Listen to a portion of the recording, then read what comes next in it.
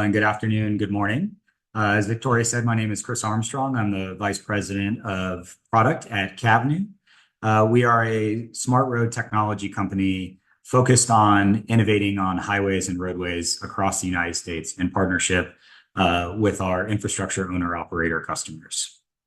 Today, we're excited to talk with you about our view on the need for highways to get a digital upgrade and catch up with the innovations that are happening in automotive, in consumer electronics, and in places all over our industries and our markets.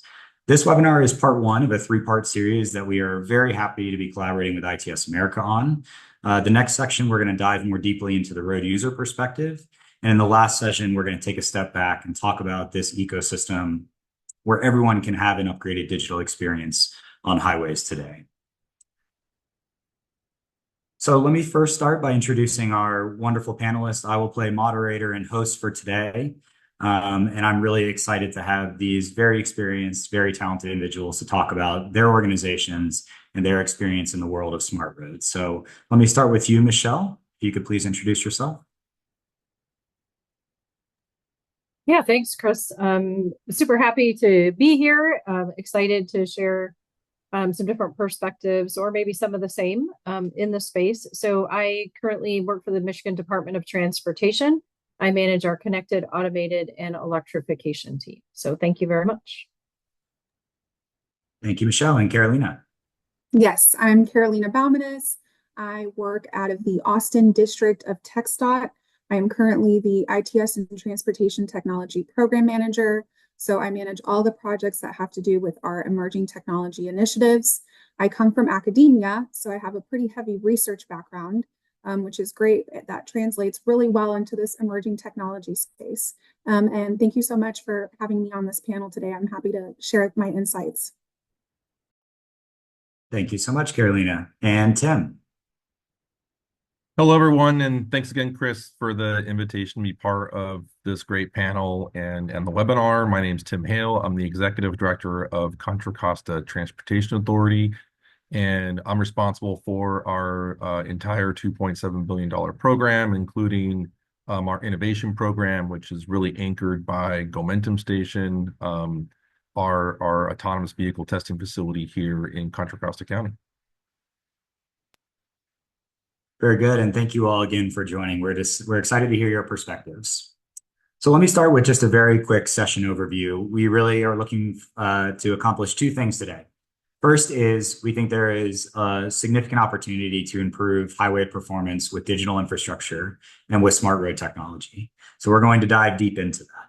And as we do that, we hope to offer from Cavnu's perspective a definition that the industry can consider for what is required to deliver a smart road to the world that serves the purposes of the operators and delivers real benefits and real outcomes for the general public and the people utilizing those facilities across the country.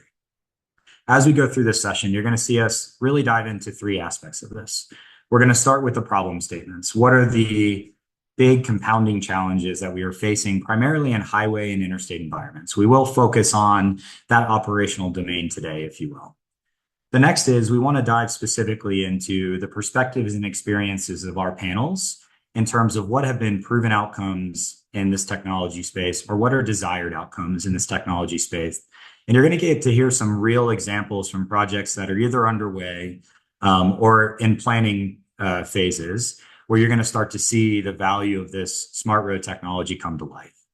And then lastly, we're going to take a step back and talk about shared incentives and how each of our panelists and us at Cavnu have seen public and private organizations work together in a really effective way where we leverage each other's strengths and we incentivize each other to accomplish what ultimately our society needs from its transportation system. Well, then we'll take a step back. We'll talk about our viewpoint on smart road and ask for our panelists' perspective on that as well.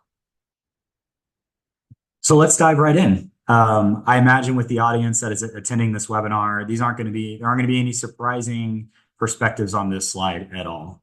But we all know these are major challenges. Our highways today and many of our roadways across the United States, all 4 million miles, are facing in different ways three compounding issues. The first one is that we know our transportation funding in the United States, the primary mechanism for that is the gas tax or the fuel tax. And we also know that by 2028, it is very clear. We have a very clear forecast that it's likely that will become insolvent. In recent years, we've seen through transportation reauthorization, transfer from the general fund, we've seen all kinds of ways to put Band-Aids on this. But this is a significant and major issue facing the continuity, the maintenance, and the continuation of operating our highways around this country safely and effectively. That's paired with rising maintenance costs that organizations like the ones we have on the panel today continue to face the challenges of having to do more with less and having that less amount of money go less far each year and every year. And so number one in itself is probably one of the biggest, most compounding issues facing transportation today. You pair that with the increasing congestion and persistent safety challenges that we have in the United States and around the world. There aren't surprises here. We talk about these statistics all the time when it comes to traffic fatalities, when it comes to more dangerous driving behavior, pedestrian fatalities, the safety trends that continue to plague our system all around the country. And what we do know is that over the past 10 years, traffic fatalities have increased nearly 25%, while congestion has increased over 20%. And so just those percentages alone tell us that despite all of our best efforts and a continuation of real improvements, real countermeasures going out on the roadway every day, we have to think holistically about how to disrupt those trends that have occurred over the past 10 years. And then I think a last thing that we think a lot about at CABNU particularly is it will be less and less likely that our operators and our organizations, agencies around the country are going to be able to build new capacity moving forward. That could be partially because of funding. It could also be because we know from research and we know from direct experience that adding lanes doesn't always mean less congestion. And in many cases, it actually has the opposite effect. So when you put these three things together, we have real challenges facing our highways. And one of the things about being a transportation professional is we are also users of this system, right? And so we not only know these things professionally, but we experience them every day as we travel on roadways across the country. And so what I'm hoping to do now is turn it over to our panelists and just ask them to help us bring these problem statements to life through their own experience at their own organizations or in their careers. So whether it's data-driven or whether it's anecdotal, if each of you could share an experience directly for all of these problem statements or just one of them, we are excited to hear your point of view. Tim, if you want to start us off, I'll turn it over to you first. Yeah, thanks, Chris. Our corridors here in Contra Costa County, are really aligned with really the three problem statements that I think you just presented. I think as we're looking towards future revenue, we are looking definitely towards a P3 model in Contra Costa County to help really bring in both that public and private sector investment in these corridors. As we know that transportation revenues are declining. We also, obviously, like everyone else, we're looking at express lanes and how to leverage express lane revenue in the corridors, and even looking farther ahead in terms of congestion pricing. And potentially in California, we've got SB 743 and vehicle miles traveled.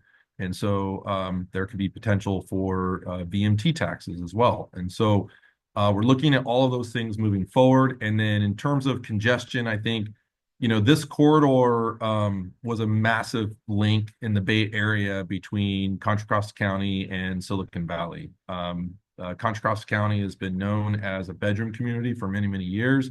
Obviously, with the work from home, that has changed drastically. But not only do we have significant congestion in the corridor, but we also have a real lack of reliable transit in the corridor as well. We don't have a high capacity transit system in the corridor like BART or light rail. And so we really need to look at creative ways to better connect this corridor within the overall transit system, but also extend transit into these corridors. And so a lot of this was really focused on also looking at constraints in the corridor, as you've already mentioned. I mean, this corridor is highly constrained. We're not going to widen this corridor anymore. And a big part of our strategies that we picked as part of our Innovate 680 program was how are we going to manage congestion and really better connect these mobility options in the corridor, as well as really provide personalized and more efficient mobility options in the corridor as well, without widening a freeway or highway. And so it was really about how do we take the existing space and manage it more efficiently, and also reprioritize it as we're kind of looking towards the future in our corridor. So we hit all three of those problem statements that you've presented, Chris. Tim, thank you so much for that perspective. It's a really interesting environment you're facing down there, where these things come to life, I know, for you every day. So we appreciate hearing from you, and are looking forward to getting into soon what ways you're going about solving this. Carolina, I'll turn it over to you next.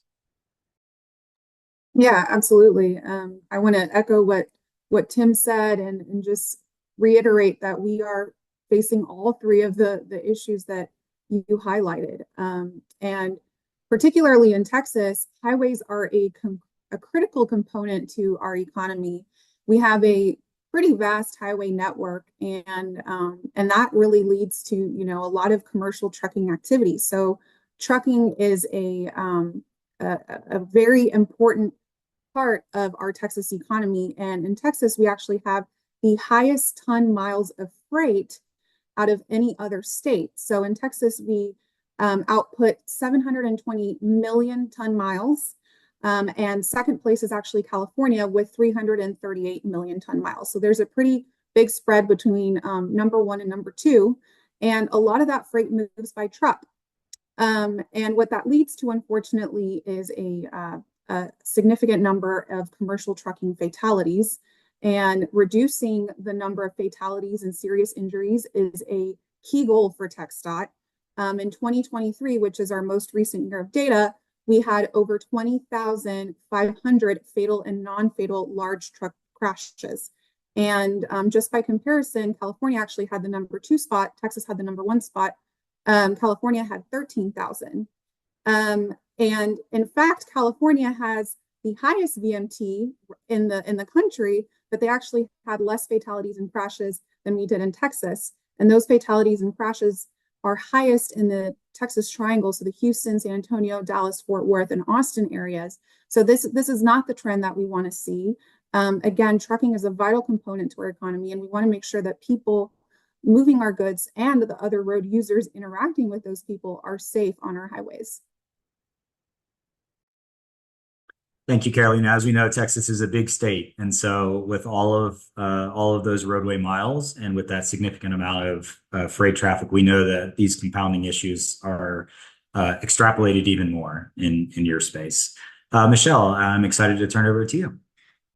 Yeah, thanks. And I do echo the other panelists as well. I think that if you're an owner operator, participating in this webinar, you feel the same pains that the rest of us do, and that we're expressing here today. So I think the synergy is there. I think a lot of partnership opportunities across the states and different forums do lend to being able to share the things that we are doing to try to bring all of those numbers down, whether it's innovative projects, whether it's maybe not something super innovative, because there are solutions still out there in that space as well.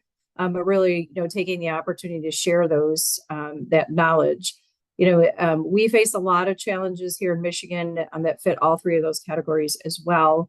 As we start to look at different funding options, how can we fund improvements? How can we just honestly fund maintenance and operations of the system, to keep things going, and then be looking at sustainable funding associated to new improvements. So, we do look a lot, and we do a significant amount in Michigan with public-private partnerships. We have quite a few of those that we've done and have been very successful at, and looking at, how do we enhance those opportunities. The other, couple of things I will note, just as a few differences, or not even differences, but just some different perspectives from the others, we strive for our goals in safety and mobility. We do adhere, as all states do, to the zero fatality vision. And, as we continue to find ways to achieve that, we have to be looking at all modes of transportation. So, we do a lot, even we have a lot of borders, international borders here in Michigan, and those bring challenges as well in those spaces. So, I think it's key to be looking at, not only the freight piece and the passenger vehicle, which may come a little more natural to us, but we're seeing a lot of unfortunately not the best increases to our non-motorized users of the system, and that's a huge concern of ours. And we're seeing wrong way driving. We're seeing all of these different things that the numbers are going in the wrong direction, in trying to come up with ways where we can have sustainable impact, on our system. The last thing, I will add is, we continue to strive to bring those numbers down. I operate every day, and take very personally in the space that I work in, not only with looking at other business areas within the department to say, how can we help resolve some challenges in those on the infrastructure? Because it's one ecosystem, right? It's not just this technology space out here on its own. It's really a technology ecosystem with the road infrastructure.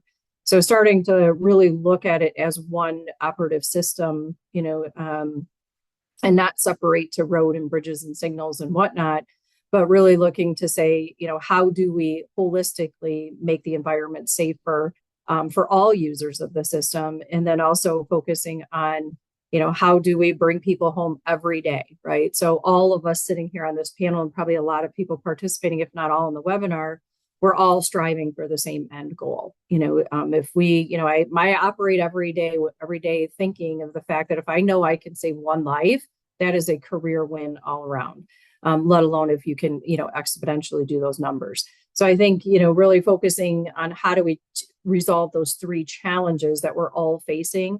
How do we collectively come together, to share and continue to push forward and strive across the whole U.S., to be honest.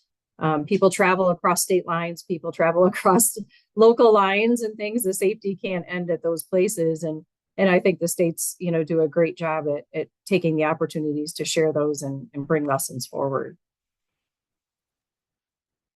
Thank you so much, Michelle. I think, one thing that's clear across all of your perspectives is we are in many ways facing the same challenges with perhaps different lenses, or different operating conditions, different constraints, whatever they may be. But I think you ending with, our ability to share and to ensure continuity in the system is a really important theme, and a great transition to the next topic, which is starting to now translate that into those problem statements into what can we do about them? What are some of the proven outcomes, or what are some of the strategies and desired outcomes that we're seeking as we look to tackle these problems in the near term and the long term? And I'm going to start before we get into panelist presentations, which are going to highlight very specifically several highway projects that are diving into some of these challenges and working to solve them, again, in the near term and in the long term. Let me start by sharing a little bit of our perspective at CABNU. One thing we all know is we have a lot of roadway miles in the United States, and we are a jurisdictionally complex country. We hand roadway ownership off between town, city, county, state, federal, just depending on where the road is and where it's operating. And so one of our points of view is you can look at this national highway system and you can start to understand where certain corridors carry outsized crash risk and outsized congestion. And so if we just take a subset of the national highway system, which is over 100,000 miles, and you look at, let's say, 67,000 of those roadway miles, that's 2% of the total miles in the United States. That represents 35% of the total VMT and 13% of the fatal crashes. And so that begins to tell you right away that there is a vital few principle here in place. There's a concept called the Pareto principle. It's the idea that oftentimes 80% of your challenge is on 20% of your surface area, if you will. So if we take that whole vital few concept forward, we start to see some really interesting numbers as we talk about and think about the idea of a smart road and what that might mean. If we were to strategically invest in certain segments of roadway, which again, you're going to hear from the panelists about roads that fit very firmly into this concept, we could transform only 5% of the United States highways into smart roads, and we could still address 20% of all highway VMT, 24% of all highway fatal crashes, while serving 44% of the US population. And that interesting trend actually continues as you dive down deeper. So you can look at 7,300 miles out of the 100,000 plus NHS miles. And you see what you're able to grab, if you will, or you can look as little as at 5% of the miles and you can see what you're able to grab. So as I transition to our panelists and I asked them to talk very specifically about their experiences and projects that they have underway today, know that these projects fit into this concept where we, of course, want to solve all system problems overnight, but we have to get started somewhere. And we know we have to do something different. And so I'm excited for them to share more about projects where I think they're tackling this idea that let's start somewhere and let's make progress on those miles, which might have an outsized impact as you take a step back and look at the whole system. So I'm going to start with Tim. We're going to turn it over to you, Tim, to talk about digital transformation in Contra Costa. Yeah, thanks a lot, Chris. If you could move to the next slide, please. Just a little bit about who CCTA is in case everyone's not familiar, but we're located in the San Francisco Bay Area, in the East Bay area. We're practically about 1.2 million people. And we are in California. There's definitely a unique kind of business model where we have counties that have voter approved expenditure plans that are funded by sales tax. And so CCTA manages that sales tax revenue, and then we leverage that obviously against state and federal funds. And one of the unique things I think about CCTA is just our robust innovation program.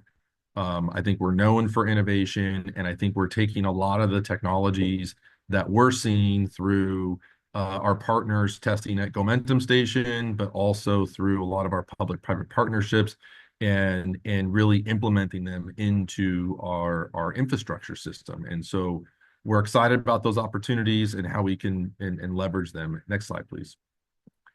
And our vision for the corridor is not just really focusing on just the highway. It's really focusing about the holistic corridor. So this would be the arterials that are feeding into the corridor, transit that's feeding into the corridor, and all modes of transportation, and truly bringing in this multimodal experience into the corridor with a really strong focus about not only improving congestion on the highway, but also really improving that first and last mile experience getting to the highway. One of our primary goals as part of the Innovate 680 program is really getting into that mode shift and improving mode shift in the corridor. We have a very aggressive goal of 20% mode shift in the corridor. We think we can achieve that based on a lot of the studies that we've done, including a travel behavior study in the corridor. And we're hoping that through offering what we're calling personalized mobility options, that we can really provide that kind of really customized kind of people-centered mobility approach, and really give people what they need and what they want, and be able to match the convenience, of someone getting in their car and driving. And that's really the whole intent of the entire Innovate 680 program. The challenges that we're really facing along the corridor, though, is really our governance structure. We have 6 cities that this corridor cuts through. We're dealing with regional agencies, the state agencies, and just our governance structure doesn't really lend itself to really providing a more connected system. And so really over the last several years in developing multiple concepts of operations, we have been garnering and building the support to really build this fully holistic connected corridor in the system. I think implementing the technology is one thing, but really addressing and overcoming the governance structure and the challenges at which you're dealing with these individual cities has been a tremendous challenge for us in this corridor. Next slide, please. And the way we're really delivering this entire set of vision is through essentially 6 projects. We have our Express Lane Completion Project, which I think that is pretty straightforward, but a real key essential vision for the corridor are these shared mobility hubs. And this is where I see a real key opportunity in terms of public-private partnership with the shared mobility hubs. And really, again, offering those first and last mile options such as, car share, bike share, shared autonomous vehicles, shuttles, all of those ones that can really get people from their home down to the corridor and into transit. And you start coupling that with really transit improvements in the corridor, such as bus on shoulder, prioritized transit lanes, both on the highway and on the arterial system. And then all being kind of connected and managed by what we call our advanced technology project. And the advanced technology project is really a program of projects in terms of cooperative adaptive ramp metering. And so we're really looking at the managed motorway concepts that are being used in Australia and bringing that technology here into California. They're doing some really great things in terms of leveraging better data in the corridors and synchronizing their ramps in a way that's squeezing almost 20% more capacity out of the freeway just by managing the corridors more efficiently. And then as you think about all these mobility options, really connecting that through a mobility as a service platform that we'll be releasing at the end of the year. And then kind of coupling all those options. I'm sure, if you're not aware, we've been deploying automated driving systems already in the corridor, mainly first and last mile shuttles. We're also looking at how to apply and prepare the corridor for the future for autonomous and connected vehicles in the corridor. So if you go to the next slide, please. This is really our vision in terms of like what that corridor of the future could look like. And you can kind of see how everything's fully connected, but this really takes a lot of effort in terms of really being that systems of systems in the corridor. As you think about Caltrans, our DOT, managing and operating their own system in the corridors, our cities have their traffic signal systems that are also separate systems.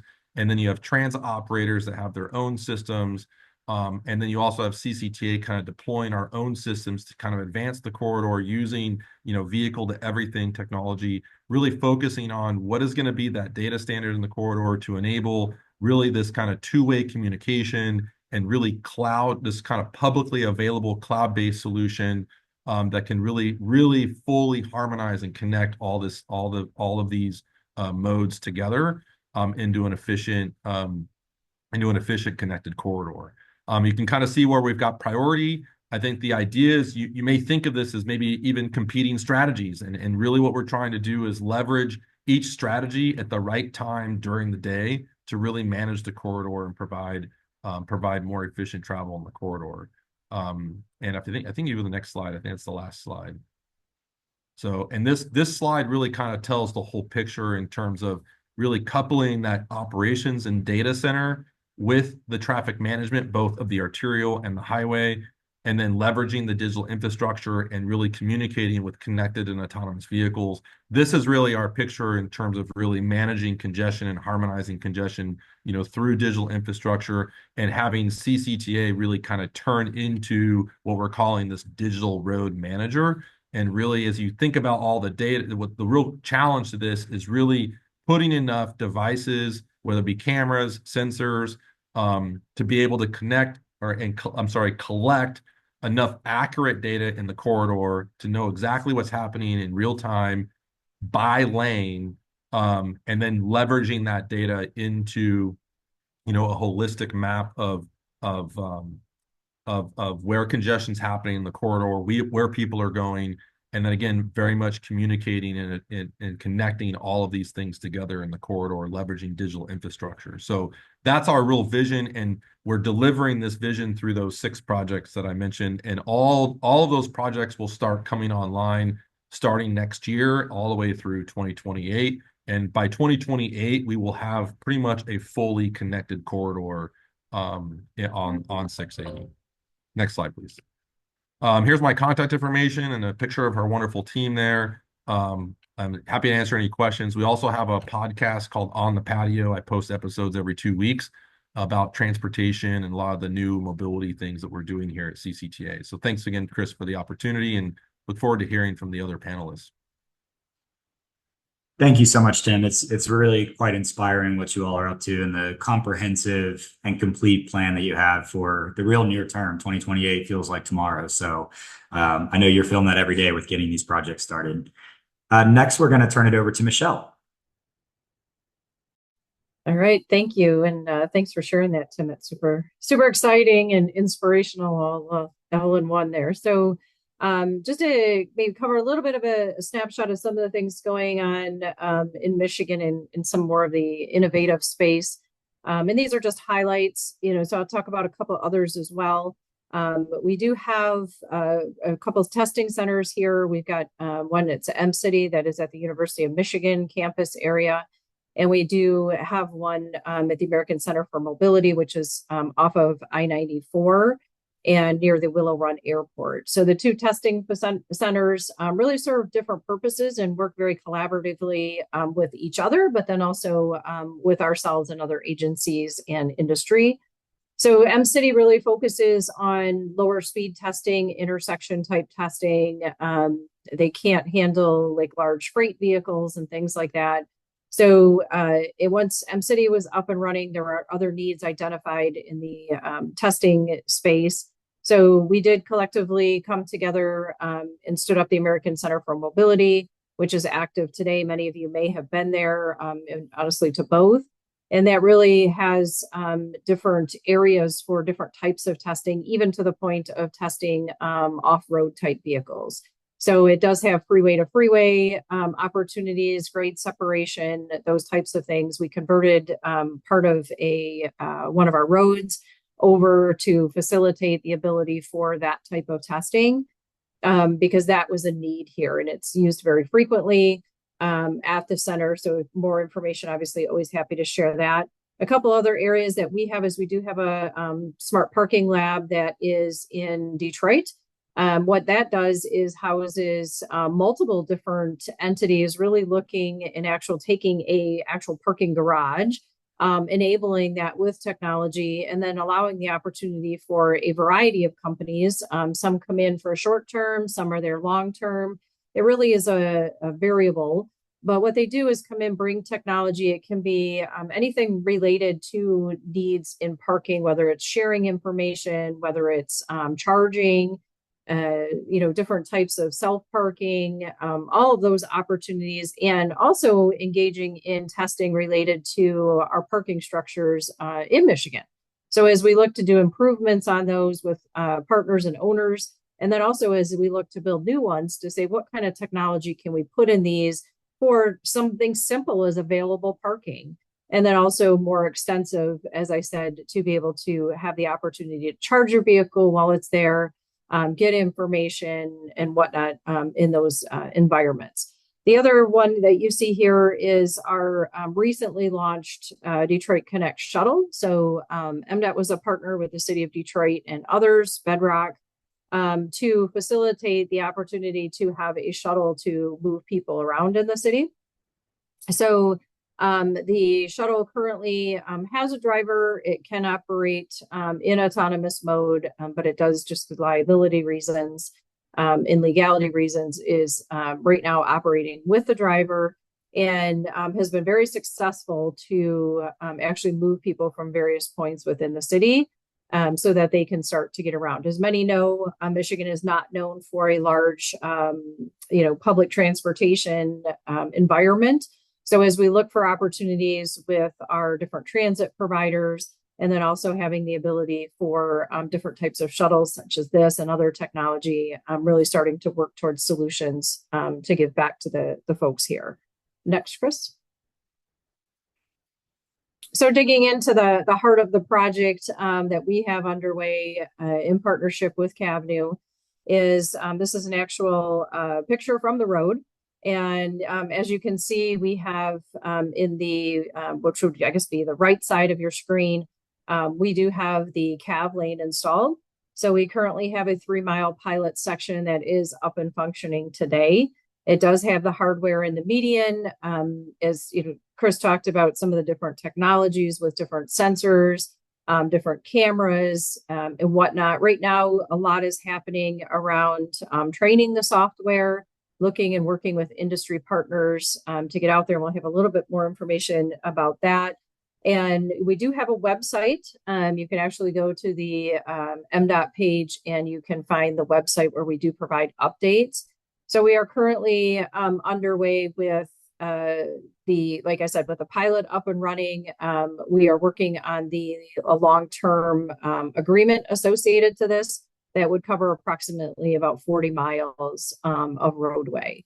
So the good thing is, with this being functioning, we're learning a lot. And I think our partners at CAVNU would say the same, holistically, and looking to say, how do we use this for different use cases, for different business needs? How are we holding, accountability associated for our teams as far as how do we bring the crash numbers down, improve safety, improve, just the journey, right? So how can we make their journey better to work, and then obviously to home, but also safer in the process.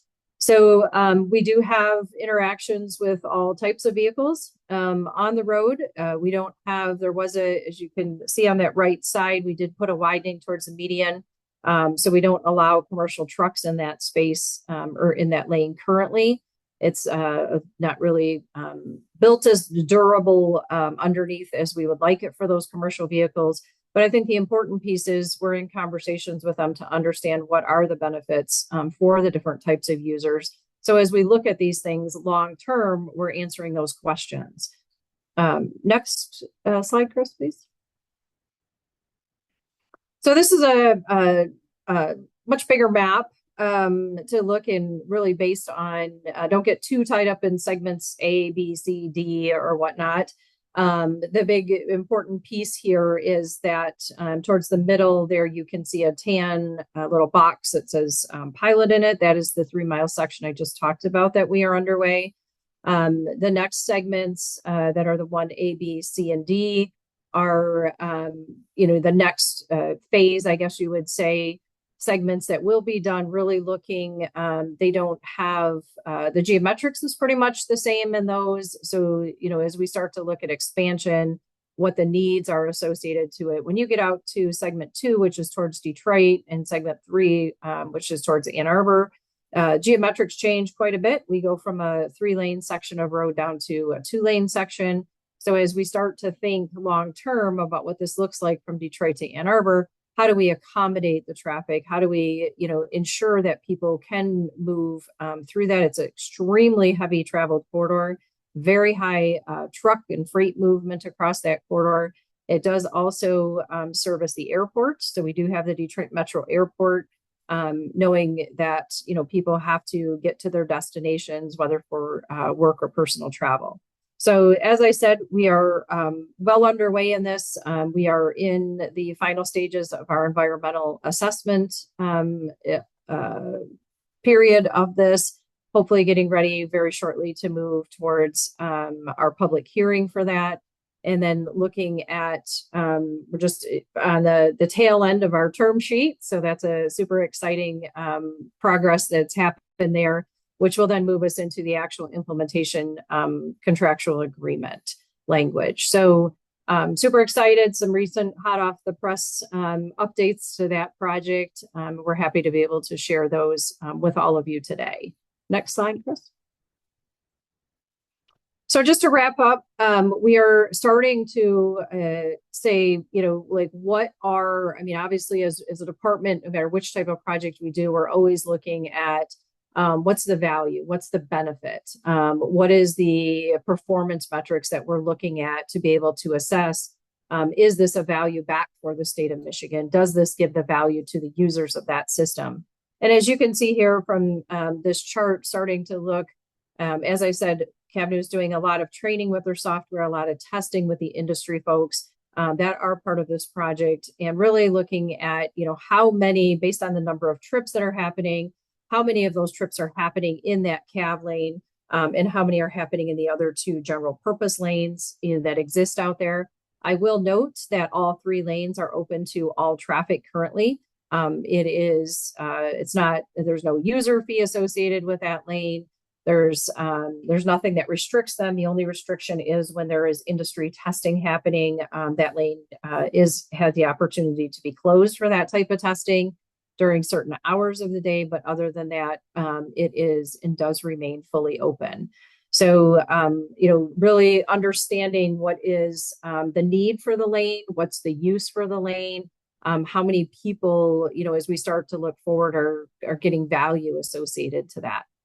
And it really leads into just already covered, the utilization piece of it, but, starting to say it, can we actually is there an interest for somebody, folks to want to use this lane, and would they pay a user fee associated to use of that lane?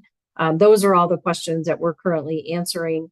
And as looking at these very recent numbers, a lot more data to be gathered. Of course, these are very preliminary numbers coming in. But starting to look and, say, does that really provide that value back? And do people and the users of the system find value in that where they would actually pay to use that lane? And as this says, we are starting to see some positive impacts associated to that. So we'll continue watching those numbers, reviewing the data, looking at what that looks like. But then in addition to that, we're also looking at to say, is the lane providing any safety benefits and features? And as you can see in the last column here, with a 35% decrease in disengagements, those types of things, those are positive experiences that we're seeing that are coming through, that there is potential value coming back to the users of the system.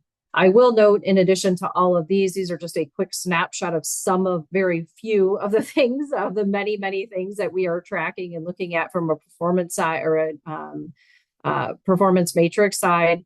But really, other pieces are evaluating the value of the information coming out of how does it help our emergency responders, right? Can we actually give them more information?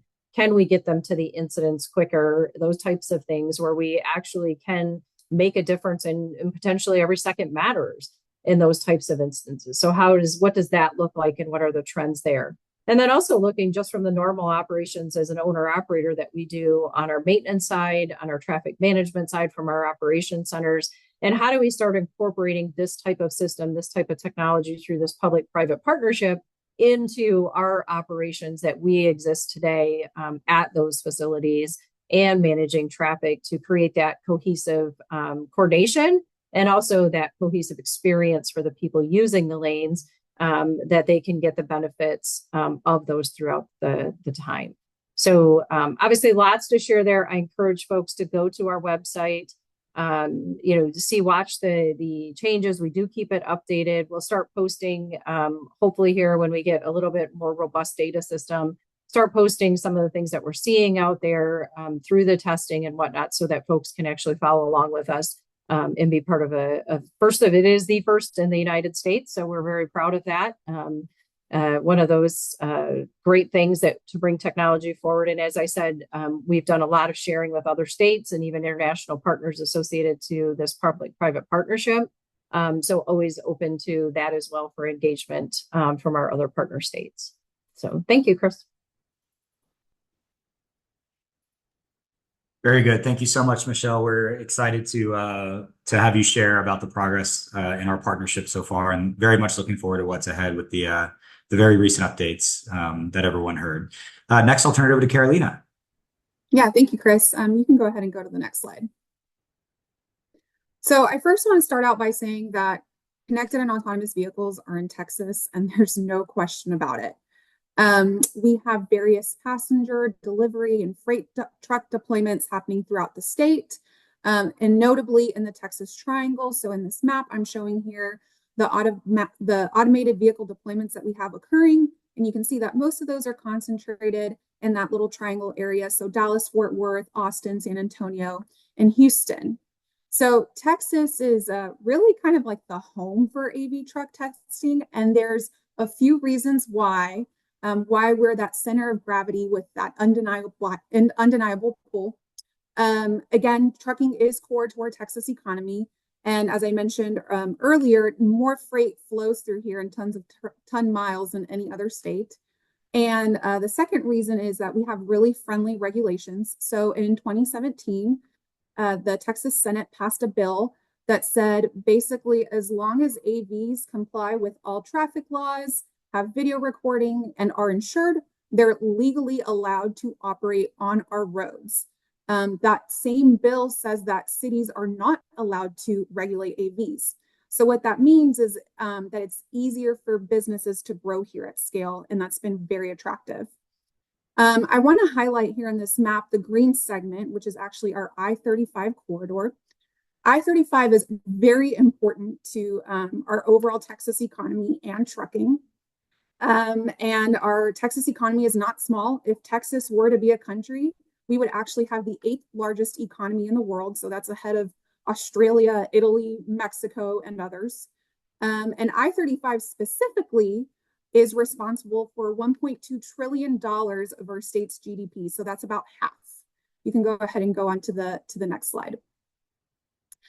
So for those of you that are living in Austin, you're probably aware that I-35 is going to be going under construction for the next 10 years.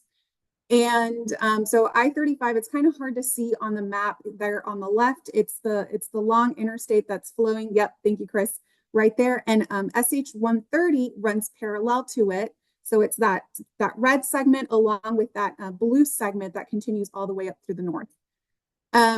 So in Austin specifically, we don't have a vast highway network like the rest of our sister cities in Texas. And there's really few alternate paths to I-35. But we do happen to have at least one good one, which is SH-130. And SH-130 is marketed as the fastest way between Austin and San Antonio. And it boasts the highest speed limit in the country at 85 miles per hour. And there's also open tolling on SH-130, which means that drivers don't need to slow down for a toll booth. I-35 is notoriously congested. And if you look at the example on the right, you can see I-35 there running through the central portion of downtown. I actually took this screenshot yesterday right before I did my morning commute. And you can see that it's starting to get, my afternoon commute, it's starting to get pretty congested there. And then out to the east is that SH-130 segment that's nice and green. So during rush hour, you can see the difference there. This is a parallel path that's a fast and reliable alternative to I-35. You can go ahead and go on to the next slide. So we are actually doing something very similar to what Michelle presented in Michigan, but our focus is a little bit different. So TxDOT is developing a first of its kind advanced and self-driving trucking corridor on SH-130. And what we're doing here is also a proof of concept. It also happens to be 3 miles like it is in Michigan. And there's potential to, maybe expand this out to other segments of SH-130 and maybe other future roadways, depending on how this all goes. We are not as far along as Michigan. We have just barely started the civil work out on SH-130 last month with installing some guardrail. So we don't have it in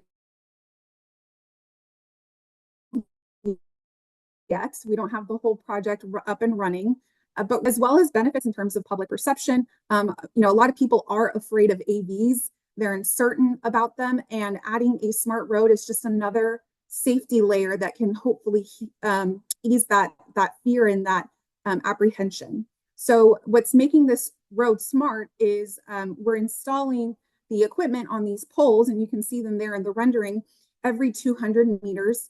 And that's going to allow for an overlapping field of view. And again, that data will be collected, and then using machine learning, we'll be able to detect objects and people within the roadway, and along with other traffic insights.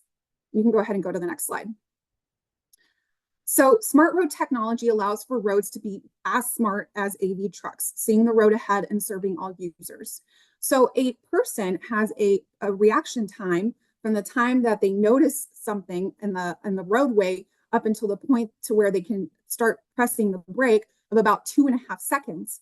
For an AV, it's more like half a second. So that's, a lot faster, and that'll get faster as computational power increases. But with a smart road, you have even more time to react.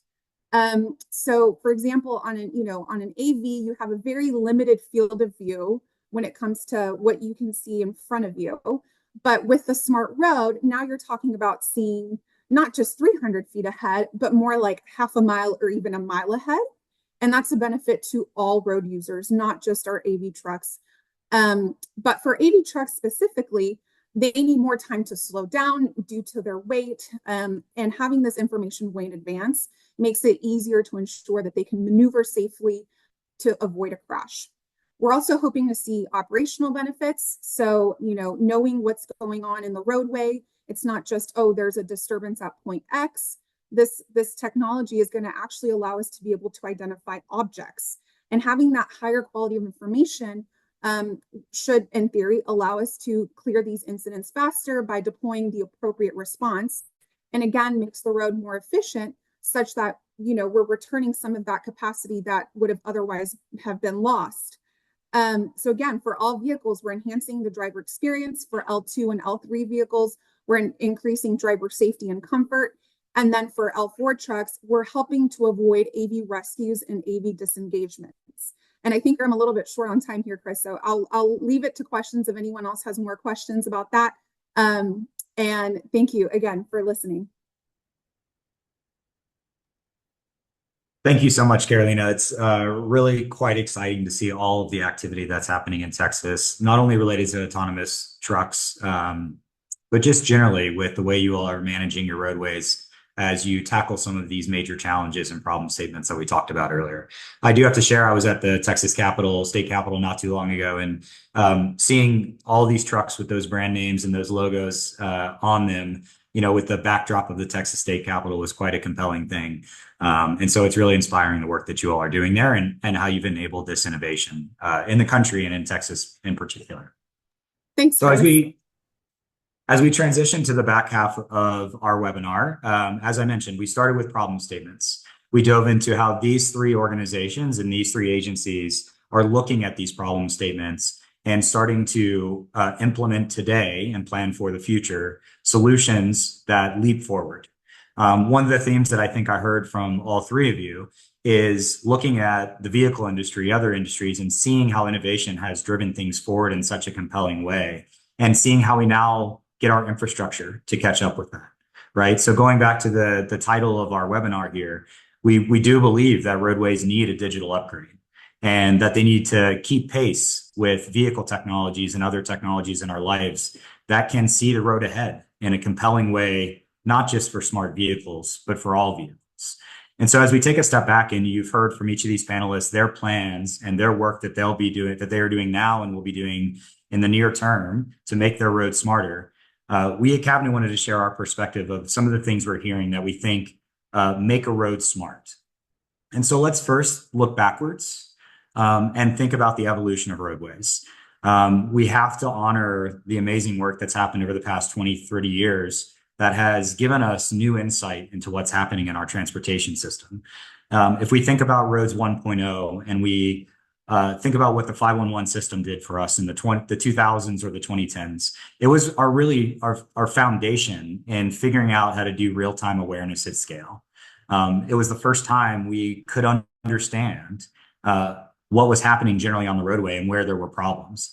And so that was a very important leap forward in a major way that was driven by federal authorization.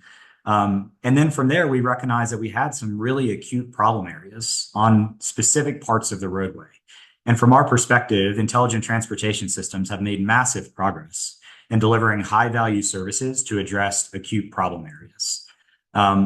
But as we think about these big problem statements that we started with, and as we think about bringing our roadways into the future and not even just into the future, but into today with a digital upgrade that can match these other industries, we think about a revolution really in roadway technology that would bring us to roads 2.0.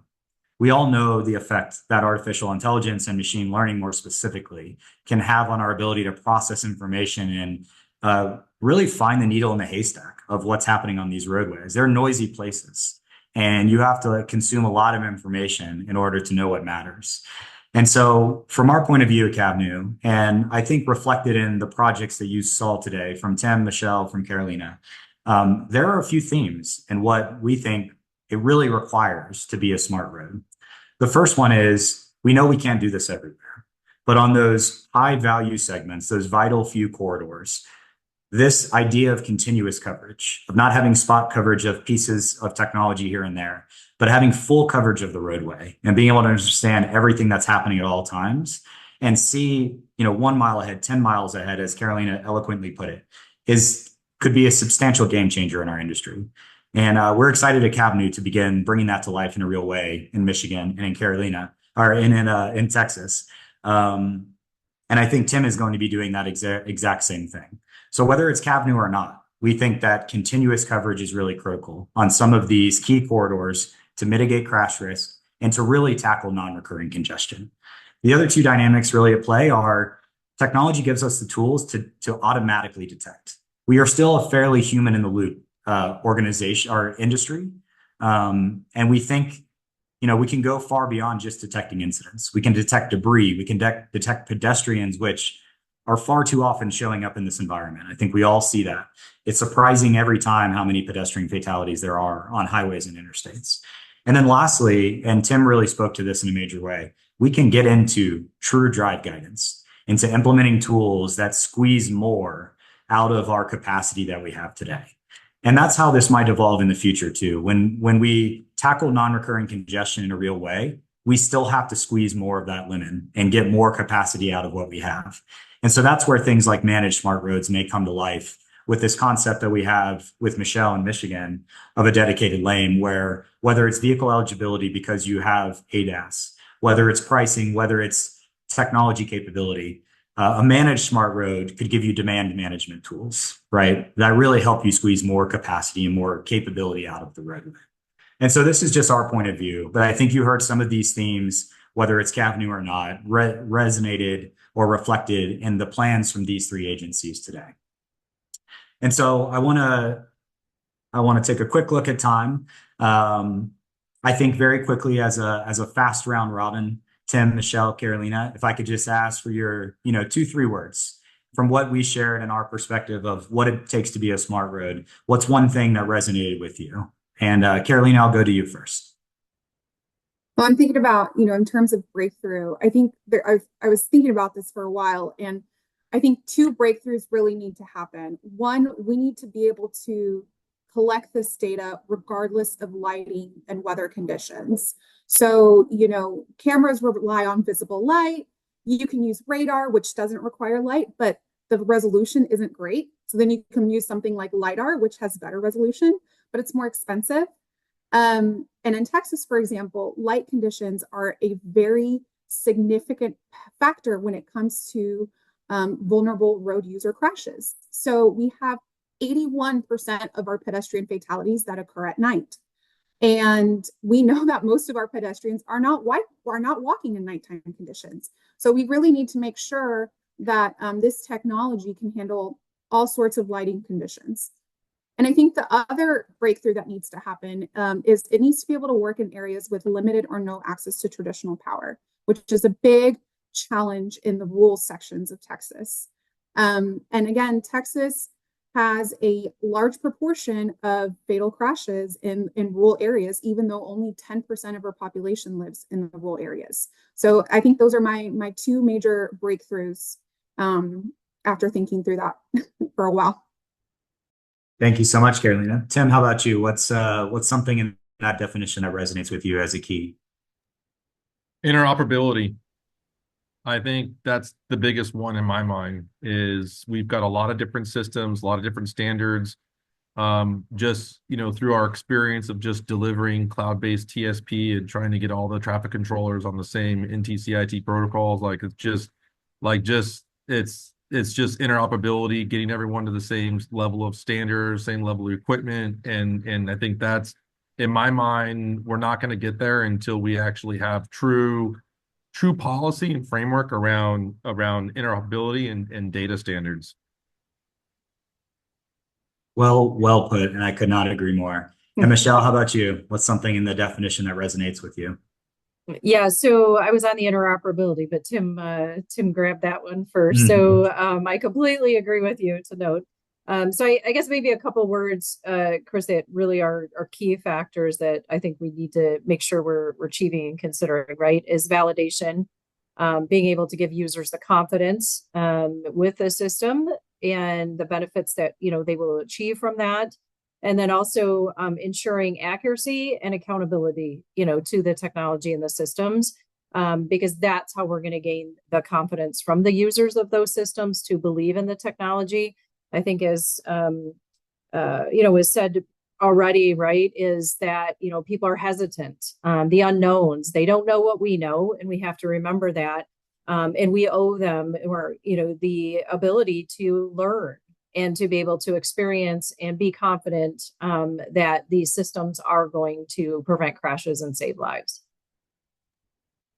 It comes down to the ultimate end customer, right? It's the people out on the roadway. And so I want to thank you all so much for your time today and sharing your experiences, your perspectives, your plans, your projects. That is ultimately a wonderful transition to how I'd like to end, which is to showcase our next webinar, part 2 in this 3-part series, where we're going to dive in exactly that, into the road user experience with smart roads and what is actually going to change for people. What looks different in a smart road environment when you're in your vehicle or you're in a bus and you're traveling down a smart road.